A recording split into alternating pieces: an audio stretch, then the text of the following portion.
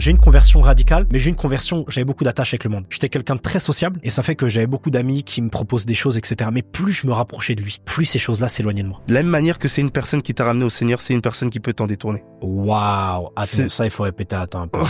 Tu sais, on devient ce CUX qu'on écoute. Si tu écoutes tout le temps tes amis qui t'éloignent de Dieu, mais tu vas devenir comme eux. Waouh. Il y a des décisions à prendre dans la vie chrétienne et je pense que cette histoire de gestion des amitiés, c'est une des plus grandes décisions. Choisir ton cercle. Salut les gars, j'espère que vous allez bien. Aujourd'hui, on se retrouve pour une partie 2. Ok, partie 2 de quoi? Je te laisse regarder la vidéo 1 si tu l'avais pas regardée avant. Et oui, ça va te faire 2 parties à regarder. Mais aujourd'hui, là, pour une partie 2, on avait fait un premier épisode. Je vous avais présenté mon mentor, celui qui m'a enseigné les choses dans la foi. Et aujourd'hui, on est là encore une fois avec lui. Je te laisse encore une fois te présenter. Ok, bonjour à tous. Encore une fois, très content d'être là, surtout avec toi. Donc voilà, moi je m'appelle Rémi, j'ai entre 7 et 77 ans et je suis voilà un frère en Christ, tout simplement, et un pasteur en formation, enfin un jeune pasteur quoi.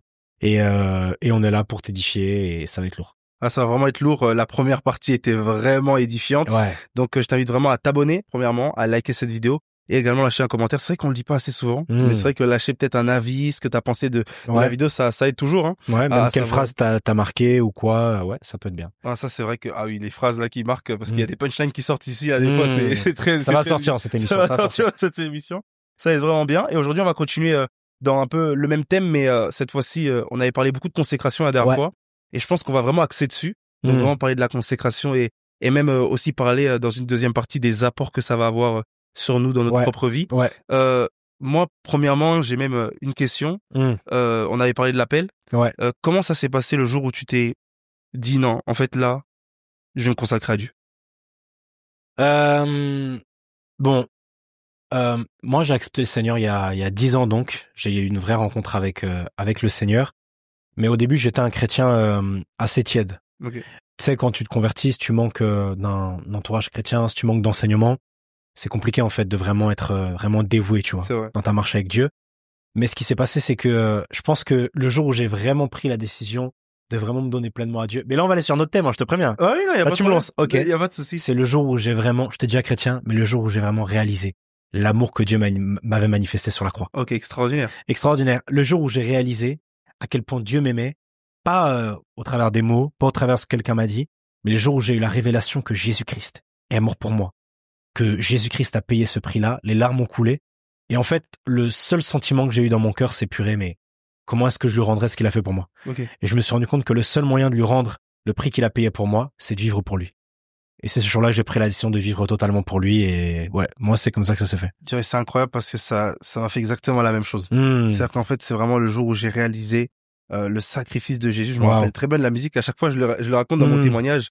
Mais c'est le jour où il y a une musique qui disait « Mon Jésus est vivant, il a renouvelé tout en moi. Si je vis, c'est par sa grâce que la gloire lui revienne. » Je me rappelle ce jour-là, en fait, j'ai réalisé le sacrifice de Jésus. Avant, c'est vrai que j'allais à l'église parce que il y avait des bonnes louanges, on danse, moi en plus, je suis même avec la famille, tout ça. Ouais. Voilà, j'aime bien danser. Mais on sait. Voilà, il y a l'expérience. Mais c'est vrai que des fois, quand on réalise pas cet amour-là, en fait, on a comme pas de raison de donner notre propre vie. Parce que je pense que c'est vrai que comme on voit que Dieu il a fait le premier pas, ça nous pousse à faire le deuxième. C'est vrai. Exactement. Quand on réalise qu'il a fait le premier pas, mais il faut réaliser qu'il a fait le premier pas.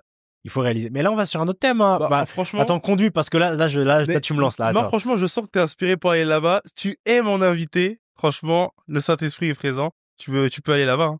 Non, en fait, je pense que là, tu viens de dire quelque chose de très pertinent, c'est que Dieu a fait le premier pas. Et tu sais, beaucoup de jeunes n'osent pas faire un second pas vers Dieu parce qu'ils considèrent que ce second pas, c'est un premier pas. Parce qu'ils réalisent pas que Dieu a fait un premier pas. Ça fait beaucoup de pas dans la phrase. Mais en gros, il faut savoir que Dieu a fait un premier pas vers l'homme. Et c'est une dinguerie le pas qu'il a fait. Il a fait un pas de dingue. Il a fait le pas de donner son fils unique. Mais c'est quoi ce pas? Ça, c'est un pas. C'est un bon papa. C'est un bon papa. C'est pour ça que c'est devenu le papa. Voilà, mais c'est un pas de dingue qu'il a fait en fait. Il a donné son fils unique sur une croix. Tu vois, pour nous, il a fait un pas vers nous. Et aujourd'hui, lorsque nous on réalise qu'il a fait ce pas. En réalité, le seul truc, tu vois, qu'on doit sentir, c'est purée, mais moi aussi, il faut que je fasse un pas vers lui. Moi aussi, il faut que j'aille vers lui. Et moi, c'est comme ça que ça s'est fait quand j'ai réalisé le pas d'amour qu'il a fait vers moi, le pas de sacrifice. Je me suis dit, moi aussi, il faut que j'essaye de lui rendre un peu cet amour-là. Et le seul moyen, c'était de lui consacrer ma jeunesse, tu vois. C'est vrai que, en fait, en fait, la consécration, ce que je comprends, en fait, c'est que, comment tu l'expliques, c'est vraiment une manière de rendre grâce à Dieu. Wow. C'est vraiment de la reconnaissance. C'est une action de grâce, en fait. C'est une action de grâce. C'est vrai que des fois, on voit la consécration comme un fardeau. On voit la consécration comme quelque chose de compliqué parce que, on va se gâcher des petits plaisirs, des petites choses, voilà, qu'on aimait bien, le péché mignon. Bon, il y a pas de péché mignon d'ailleurs. Mais on dit qu'on cache quelque chose. Mais c'est vrai qu'en fait, quand on voit la consécration d'un autre sens, on voit que c'est une action de grâce, c'est une gratitude, c'est une reconnaissance envers Dieu. En fait, il y a une autre motivation. Il y a une autre motivation. Pour moi, personne ne peut vraiment avoir une vraie rencontre avec l'amour de Dieu et ne pas décider de tout donner à Dieu. Ouais.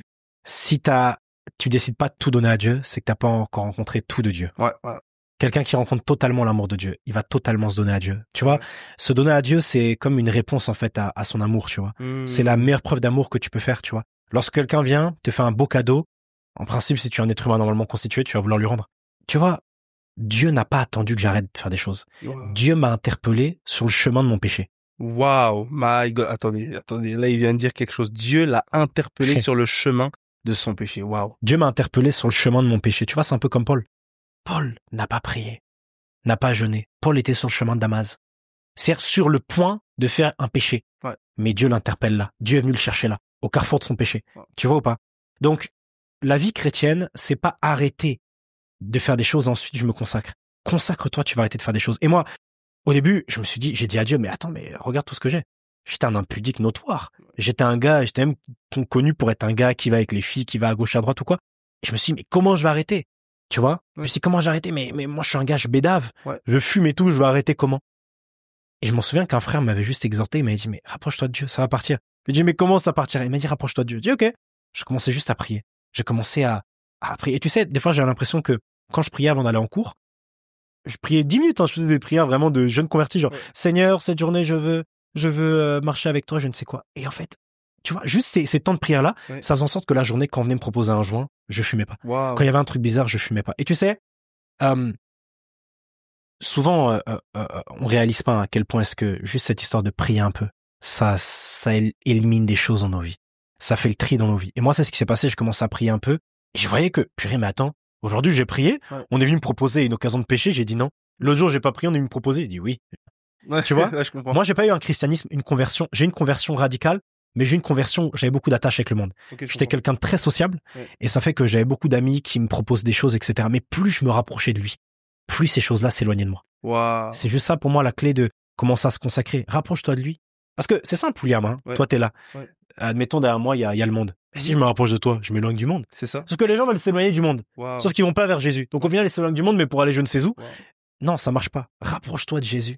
Tu t'éloigneras du monde. C'est quelque chose c'est mathématique. C'est mathématique. En fait, le but, c'est de trouver un autre plaisir. En fait, c'est un plaisir. C'est découvrir mieux. C'est découvrir mieux. C'est découvrir mieux. Waouh. C'est découvrir mieux, tu vois. C'est découvrir mieux. Et à un moment donné, tu vas découvrir mieux. Mais il faut que tu payes le prix de commencer à prier, de commencer à lire la Bible. Tu payes ce prix-là. Ouais. Tu vas commencer à t'éloigner du monde tout seul. Tu vas commencer à penser différemment. Tu sais, il y a quelque chose que, tu t'es converti. Le Saint-Esprit a fait un travail en toi, celui de te convaincre de péché, de jugement et de justice. Ouais. C'est-à-dire que Dieu t'a convaincu de péché, de justice et de jugement plutôt. Dieu t'a convaincu que il fallait que tu naisses de nouveau. Mais ensuite, le travail, il vient juste de commencer. C'est la nouvelle naissance. C'est comme ouvrir la porte dans la vie chrétienne. Okay. Maintenant, Dieu doit continuer à travailler en toi. Okay, et ce travail de te sanctifier, de te consacrer, parce que Dieu aussi travaille pour ça. Oui, c'est vrai. C'est un truc que tu dois comme donner à Dieu des occasions de te transformer. Okay. Et c'est dans la prière et dans la parole de Dieu, lire la Bible, que Dieu va le faire, tu vois. C'est incroyable et j'aimerais juste revenir sur quelque chose parce que pour moi, t'as été trop complet sur ça, le fait d'avancer et de chercher Dieu, en fait, pour s'empêcher de retourner dans le monde. Moi, ce que j'aime bien, c'est quand t'as parlé des attaches dans le monde, t'as parlé des amis. Je sais que les amis, par rapport à la consécration, ça peut être un vrai défi.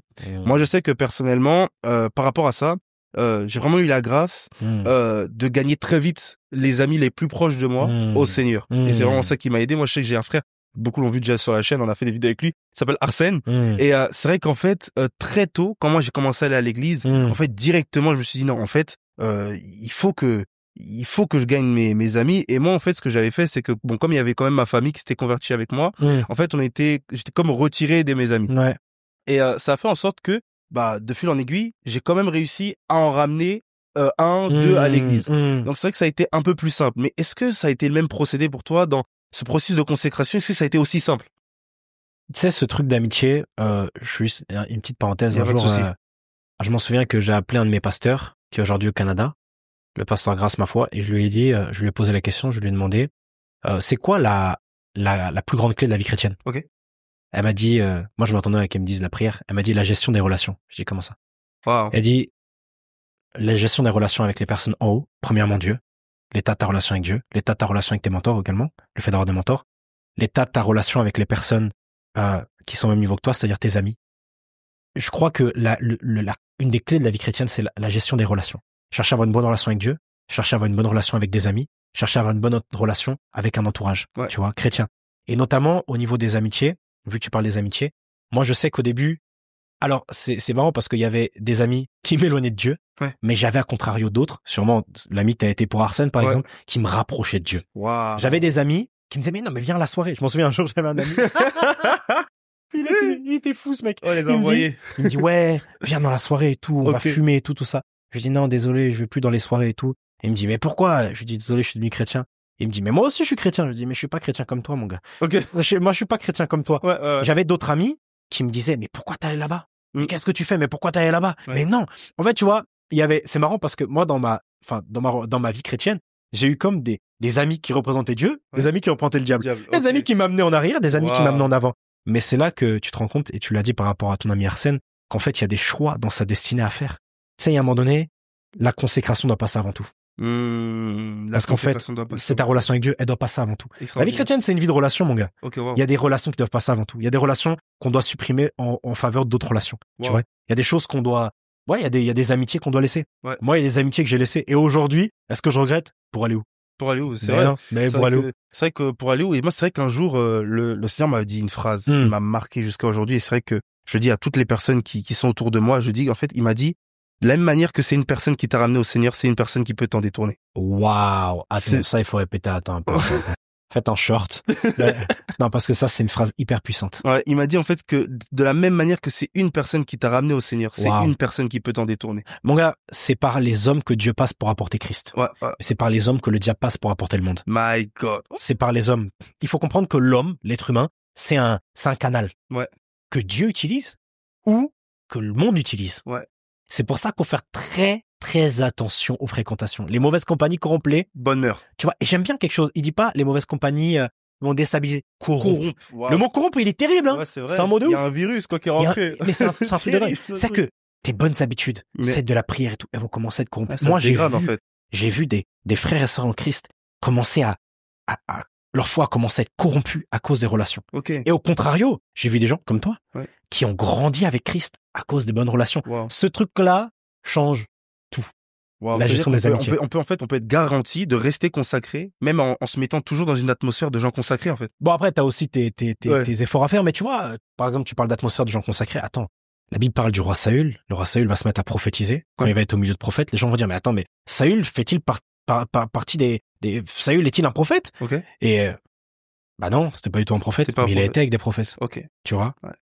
Moi, je donnerais un conseil à quelqu'un, c'est, soit avec quelqu'un, essaye de passer du temps avec les personnes à qui tu veux ressembler.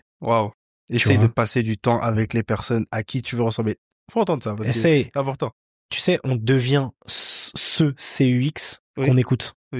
Si tu écoutes tout le temps tes amis qui t'éloignent de Dieu, mais tu vas devenir comme eux. Il y a des décisions à prendre dans la vie chrétienne, et je pense que cette histoire de gestion des amitiés, c'est une des plus grandes décisions. Choisir ton cercle. C'est vrai, je crois que c'est dans soit 1 Jean, ou bon, un des épîtres de Jean, il dit eux ils sont du monde, c'est pour ça que le monde les écoute. Et c'est vrai que je pense qu'en fait quand des personnes sont du monde, en fait le fait de les écouter, ça fait de nous quelqu'un de mondain. Parce qu'en fait ça veut dire qu'on a les mêmes centres d'intérêt, les mêmes attraits que lui, et je pense que c'est important de faire une séparation en fait. Il faut une séparation, tu sais, il y a une séparation entre les Juifs et les Égyptiens. Tu vois? Regarde quelque chose quand même. Quand Dieu va libérer le peuple d'Israël, qui était esclave pendant 400 ans, je veux dire, Dieu était capable de libérer Israël, mais de laisser, je sais pas moi, de les laisser en Égypte, tu vois, ou même de le laisser en relation avec les Égyptiens. En fait, Dieu ne voulait plus qu'ils aient contact avec les Égyptiens. Tu vois, quand tu lis ça, t'as l'impression que même Dieu va noyer les Égyptiens. En fait, on dirait que Dieu veut vraiment, il va noyer les Égyptiens. Qui est plus en fait de contact entre les Égyptiens et les Juifs. Parce que je pense que les Égyptiens avaient tellement parasiter l'esprit des Juifs et parasiter la mentalité, les paradigmes des Juifs, que Dieu va dire non mais attends, mais ces gars-là ils pensent plus comme ma parole, ils pensent plus comme moi, ils pensent plus comme l'enseignement de leur père Abraham, Isaac et Jacob. Ah non, il faut tu vois ce que je veux dire? Bien sûr, il faut de l'équilibre, hein. Tu peux avoir des amis qui ne sont pas chrétiens ou quoi, bien sûr, mais je pense qu'il faut toujours quand même se poser la question, est-ce que cette personne est en train de m'influencer? Ouais, c'est une question d'influence. Tu vois, moi je sais que par exemple j'ai failli me convertir à l'islam parce que mes 2 meilleurs amis étaient musulmans. Ok, je comprends. Mes 2 meilleurs amis étaient musulmans. Ouais. Et moi je connais quelqu'un né nouveau qui a commencé à s'intéresser à l'islam parce que la personne passait tout le temps, beaucoup de temps avec des musulmans. Tu vois, cette gestion des amitiés elle est essentielle. Il faut choisir des personnes qui vont dans la même direction que toi. Non, c'est vraiment pertinent. Et maintenant, une fois qu'on se consacre, une fois qu'on choisit bien ses amis, justement, c'est ce qui va nous aider. Est-ce que tu as vu un changement, que ce soit dans ton caractère, ta manière de voir les choses, ta manière de vivre même ta vie, une fois que tu t'es consacré? Est-ce que tu as eu le avant et le après la consécration? Tu sais, là on passe du temps ensemble. Ouais. Là, admettons, ça fait 2-3 heures on est ensemble, admettons. Bon, je pense pas qu'en 2-3 heures c'est suffisant, mais si on passe plus de temps ensemble, il y a une attitude de l'un ou de l'autre qu'on va prendre. Parce que l'être humain est comme ça. C'est comme ça, on va prendre une mimique de l'un, une mimique de l'autre, c'est clair. Oui. Mais avec Dieu. Waouh. Tu prends aussi de lui. Trop pertinent. Tu vois, tu prends aussi de lui et tu passes du temps avec lui, tu commences à lui ressembler. Le problème, c'est que les gens ne pourront pas dire, tu commences à ressembler à Dieu parce que les gens ne le connaissent pas.